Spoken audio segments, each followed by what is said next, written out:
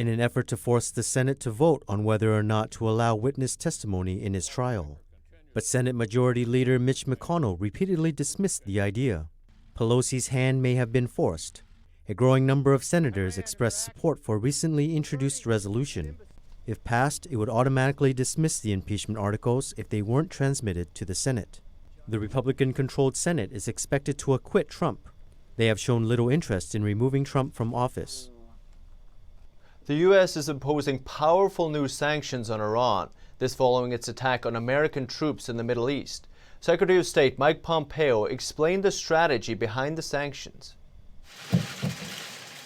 Secretary of State Mike Pompeo and Secretary of the Treasury Steven Mnuchin briefed the press Friday morning on the additional U.S. sanctions imposed on Iran. President Trump announced the sanctions earlier this week in response to Iranian strikes against U.S. forces stationed in Iraq. The officials explained that the new sanctions will target 8 senior Iranian officials, as well as the country's biggest steel, iron, and other manufacturers. Pompeo noted that less than 2 weeks ago, Iran's president admitted that the U.S. have cost them over $200 billion in lost foreign income and investment. The goal of our campaign is to deny the regime the resources to conduct its destructive foreign policy. We want Iran to simply behave like a normal nation.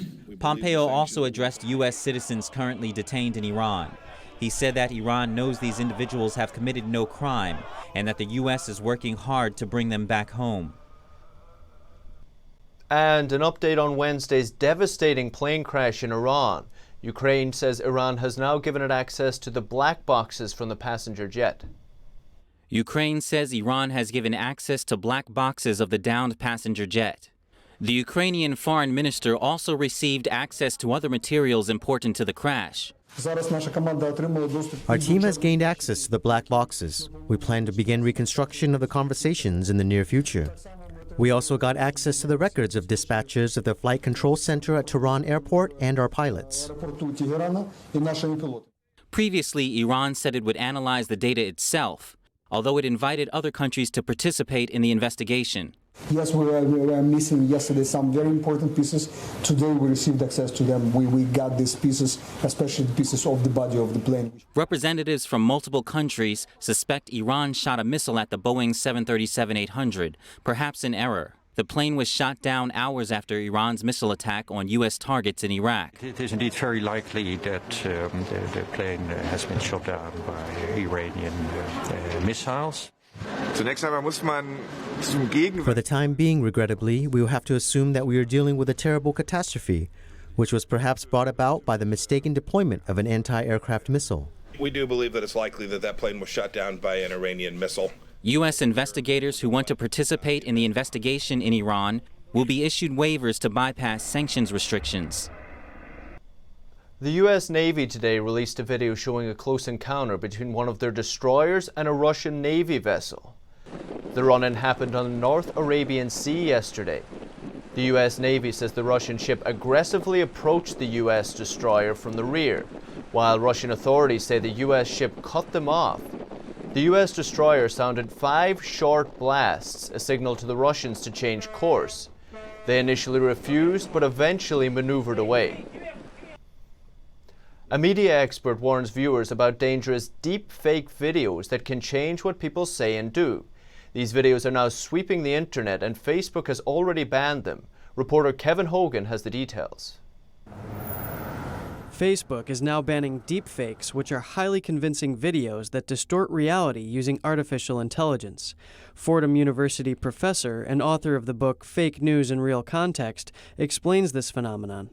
Here basically is a way of understanding why they're so potent and so dangerous. It's more than just taking an image of a person who's talking about something and putting something else in that person's mouth.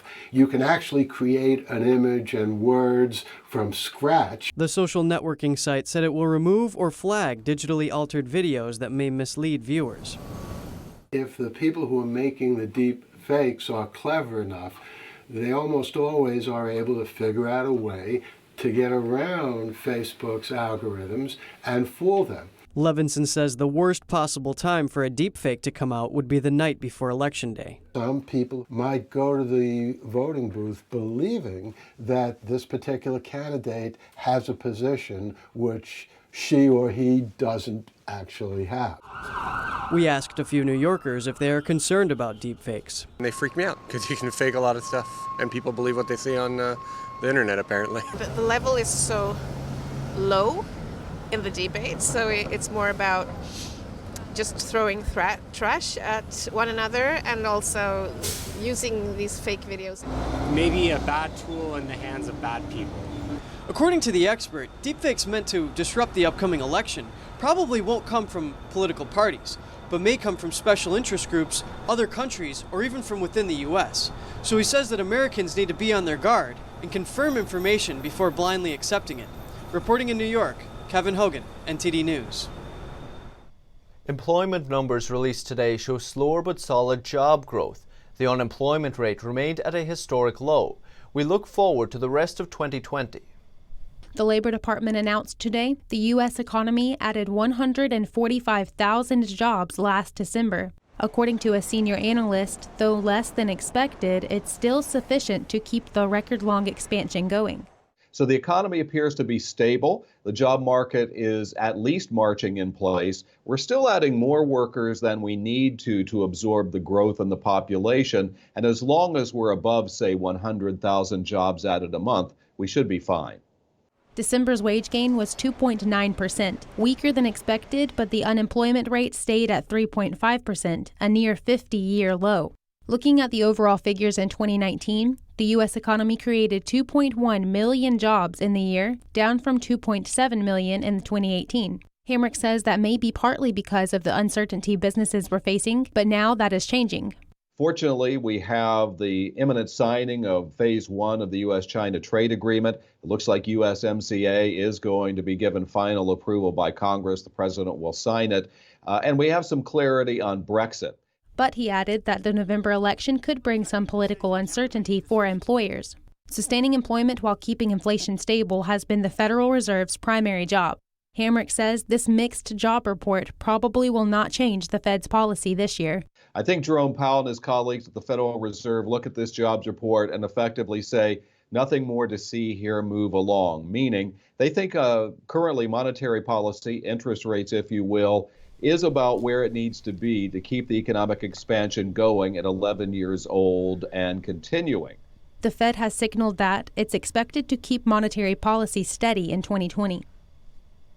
New year, new group of astronauts for NASA. 11 new astronauts have joined the agency's ranks after graduating at its Johnson Space Center in Houston on Friday. This is the first group to graduate under NASA's Artemis program. The program aims to land the first woman and next man on the moon by 2024. The astronauts completed more than 2 years of training after being chosen from a record-setting pool of over 18,000. They are now eligible for assignments to the International Space Station, Artemis missions to the moon, and even missions to Mars. Now with 48 active astronauts, NASA is considering plans to reopen its application process this spring. That will be for the next class of astronaut candidates. And Taiwan will vote on Saturday for its president and 113 legislative members. Presidential candidates are making their final appeals to voters on the eve of Saturday's election. The two main competitors are the incumbent President Tsai Ing-wen of the Democratic Progressive Party and Han Kuo-yu from the main opposition Nationalist Party. On Friday, the last day of campaigning, Tsai held a final rally around New Taipei City, waving to the public and calling for support. Tsai is seeking a second term and is the front-runner. She warns that strengthening ties with mainland China could lead to the loss of Taiwan's democracy. Meanwhile, Han held a mass rally in Taipei City. He says he would reset ties with Beijing to boost Taiwan's economy, but not compromise on the island's security or democratic way of life. Polls indicate that President Tsai is poised to win a second four-year term. Some 19 million people are eligible to vote on Saturday to choose between two leaders with very different visions for Taiwan's future. For more than a month, strikes continue to paralyze parts of Paris. Surprisingly, it doesn't seem to be affecting tourists. Our France correspondent David Vives explains why. It's not just the monuments that are huge in Paris. There are also strikes. With a pension reform strike and protests in the French capital, and most of the subway stations closed during the day, a simple 30-minute commute is easily doubled or tripled. That's a reason to grumble. That was close? Yes. Really? It takes a lot of effort to come down here, and it's really not pleasant to find it closed when you have everything planned and you don't have many days to visit around. Except for some metros which only open during rush hour, just 2 metro lines are circulating in the French capital. For this tourism office director, the strike is nothing to trample the tourist spirit, though. This December was a very good month for tourism, especially the week before New Year's. We have good feedback from visitors, and we see that they are resilient. When there are no metros, buses, or trams to carry you, it seems there is another solution: walking. This allows you to visit Paris by walking, even if I must say, well, you don't have a choice. There are also alternative ways to get around, such as bikes, scooters, and boat. It lets you have another view of Paris. According to Menego, walking allows you to visit most of the monuments in the center of the city. Moreover, it allows you to go on detours and find yourself in surprising places. To check this out, we went to Montmartre, where you can get a great view of the city after a long walk. So far so good, but we're on foot, so it's fine. And if you were old or you had a disability, it wouldn't be great for, you'd need metro. You'd need to be able to access the city. Okay for us because we're young. For these UK tourists, Sacré-Cœur was on the top of their list. We've been wandering around, travelling around, and it's been an amazing experience so far. Except for massive protests, all tourist attractions remain open in the capital.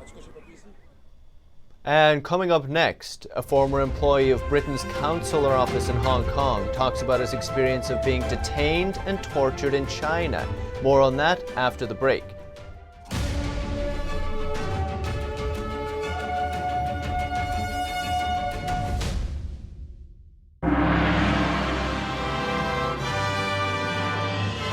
Oh, the show is phenomenal.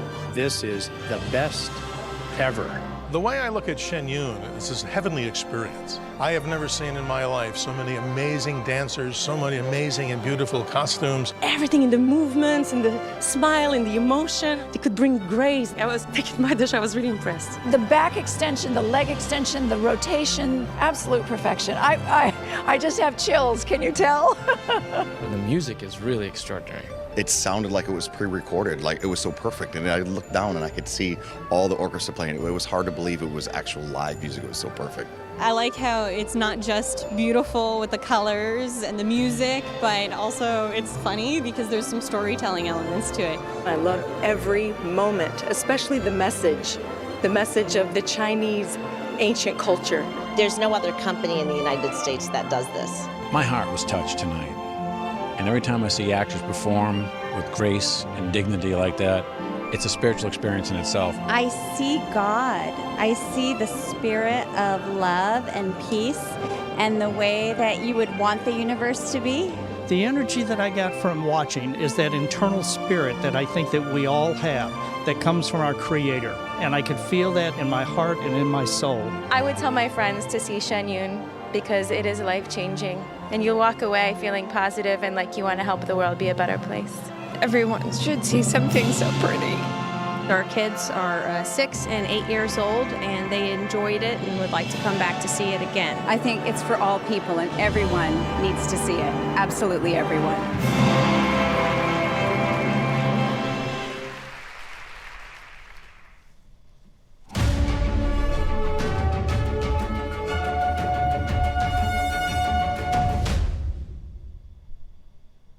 A former employee of the British consulate in Hong Kong said he was detained and tortured by Chinese secret police. The 29-year-old sat down with NTD and the Epoch Times to recount the nightmare inside China's detention center. I know this is the place where they execute the torture. The interrogator, he spoke Mandarin with a northern accent. He said to me, the consulate is openly a spy agency. So you should know what is going on right now. In here, there is no such thing as human rights. In August 2019, then employee of Britain's Hong Kong consulate, Simon Cheng, went missing while on a business trip in mainland China. Later, the 29-year-old was found to have been arrested and detained by Chinese authorities. During his 15-day detention, Chang said the Chinese secret police pressed him to admit that the UK government has been funding the pro-democracy protesters in Hong Kong. They also asked him for names of consulate officials who work for British military or intelligence agencies. They tortured him to get the information. Chang said the police chained him to an X-shaped frame and deprived him of sleep, and whenever he dozed off, they used something like sharpened batons. They also poked my vulnerable body parts, such as my ankle joint. Then I broke down. I totally broke down. I cried and told them, "You don't need to torture me." They say, "This is not torture. This is training. We are helping you to exercise your body." When news of Chang's disappearance showed up in headlines, Chinese officials said at first they had no information on his whereabouts. The regime later admitted that he was detained in China, but refused to say why. There have been cases of protesters going missing ever since Hong Kong's pro-democracy protests started in June. Chang said he believes some of them have been sent to mainland China just like he was. During the time I was interrogated, I saw some Hong Kong protesters. Some of my friends may also have been detained in mainland China till now. If I keep my silence, I don't know if they will totally disappear. He said that's the reason he decided to speak out despite threats from Chinese police. This for me is a moral responsibility. I don't want to be threatened for my whole life. If so, I'll be in remorse till I die. NTD could not independently verify Chang's statement. But the Chinese regime has a history of disappearing not just its own citizens who are critical of the regime, but also foreigners. In recent years, other high-profile cases of detention and disappearance include a Taiwanese pro-democracy activist, a former Canadian diplomat, a Swedish human rights worker, and an American pilot. The charges, often based on flimsy evidence, range from endangering national security to dealing drugs to soliciting prostitution. According to the semi-official Taiwanese Straits Exchange Foundation, nearly 150 Taiwanese nationals have gone missing in China since May 2016. Of these, nearly 70 have disappeared without a trace. Authorities in Beijing and Hong Kong have accused foreign forces of being behind the movement. Chang said if the Chinese regime can use him to charge the UK government with interference, they can do the same to other governments. Is it possible that the police are also torturing other protesters? Then from my experience, I can reasonably deduce, since I have become the so-called agent for the UK government, then there must be an agent for the Taiwanese government. Then someday they could find an agent for the US government. Chang said he's worried about the safety of other consulate staff in Hong Kong. Especially those who do not have diplomatic immunity. They are actually very vulnerable. If the Chinese Communist Party needs them for political reasons and for scripted lies, the staff can become a target any time. It's really just a matter of when it will happen. Chang has cut ties with his family and relatives in Hong Kong and mainland China in order to discourage police from harassing them. But he says he'll continue to advocate for Hong Kong's pro-democracy movement. We have to stand up because more people are still detained. They may disappear, they may be imprisoned. We don't know for what reason, but we have to fight until the end, until we succeed. Reporting by Xi Ying-Tang and Penny Zhou, NTD News. And coming up next, a landmark privacy law took effect in California recently, but it seems not all businesses are ready to comply. That and more after the break.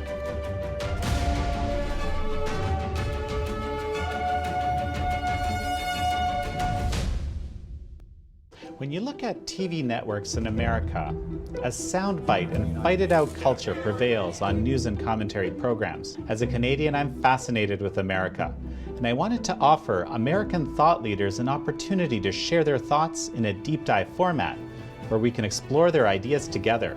And so American Thought Leaders was born. The world's most brilliant thinkers believed that open discourse was the key to greatness. However, all around the world, we see that discourse is being stifled and political agendas have subverted media. the Epoch Times launched its Global Thought Leaders program to bring back this great tradition of free thought.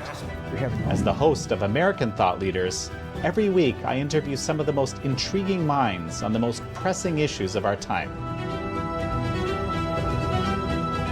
Be sure to check out our new episodes every week.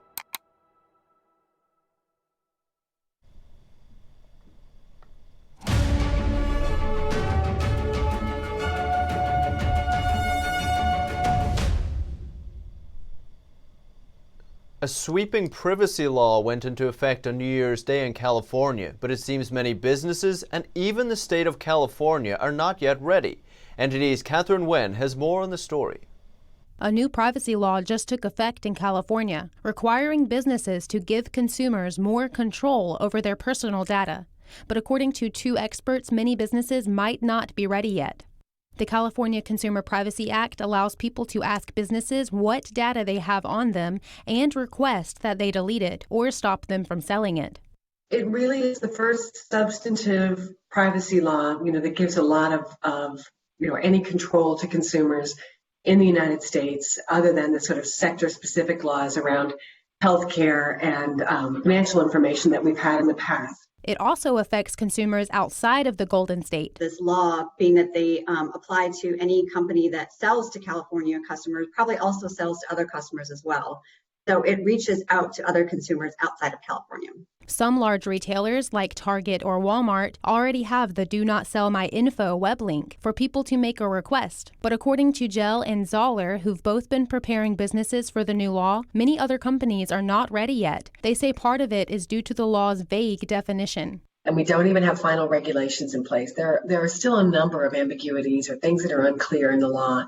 And some companies simply don't know if the law applies to them. For example, it talks about the sale of information, and that's really kind of the big unknown at this point. People are kind of wondering, what does sale of information mean within this law? That, if we just transfer information to another organization, does that count as a sale? And because of this ambiguity, Facebook has said it is exempt from the new law, as it does not directly sell the data, but sells ads based on the information it collects. The law won't have enforcement power until July 1st. In the meantime, Gell says businesses are waiting for clearer guidance from the state's Attorney General's office. Until then, I think you can expect, continued confusion, continued development in the law, a lot of legal challenges. An estimate put the cost for businesses between $500 million to $16 billion over the next decade. And as consumer privacy issues continue to gain attention, many states are following suit. That makes it harder for businesses to navigate the different state laws. And Gell says businesses are begging for a federal-level privacy law. The government is getting a lot of pressure from a lot of large businesses and big players to put some sort of federal law in place. More than a dozen privacy laws have been introduced in Congress, although lawmakers disagree over several issues, including preemption of state laws, but both experts say they are hopeful about having a federal privacy law in the near future. Reporting by Catherine Wen, NTD News. And coming up next, a zoo in Chile is celebrating the birth of a rare pygmy hippo. With less than 2,500 left in the wild, hear how zoos are helping.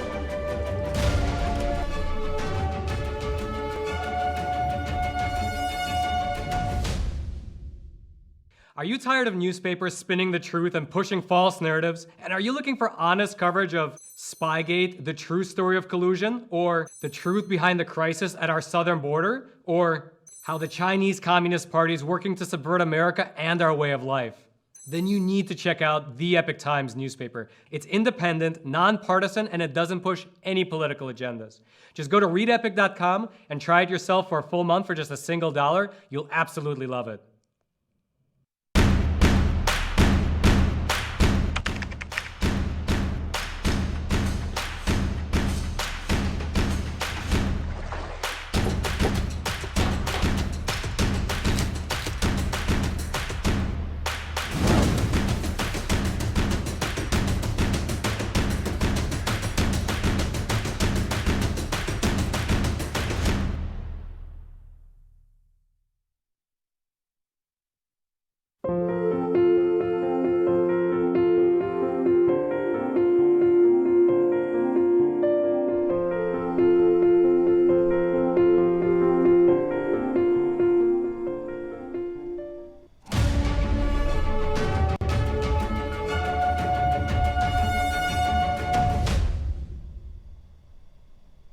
A zoo in Chile is celebrating the recent birth of a rare pygmy hippo as part of the breeding program for the endangered species. Chile's Boone Zoo welcomed Bernardina, a baby pygmy hippo weighing nearly 16 pounds. She was born in late 2019. She marks the fourth birth of a pygmy hippo at this zoo in some 8 years. She is the smallest hippopotamus and one of the least common.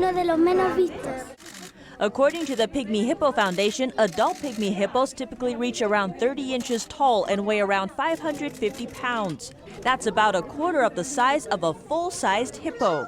Pygmy hippos are rare.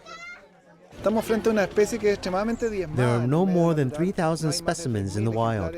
This speaks of hope for the species. If it weren't for zoos, which are carrying out a worldwide program of care for these species, we think that in 20 years they would no longer be seen in the wild. Native to West Africa, pygmy hippo numbers are decreasing in the wild. The IUCN estimates less than 2,500 are left in the world, with a dwindling natural habitat and hunting their greatest threats to survival. Zoos are hoping to combat that with their endangered species programs. According to zookeepers, Bernardina is in good health and is under the watchful gaze of her mother, Coco. And that's all for today's news. Thanks for tuning in. I'm Paul Graney.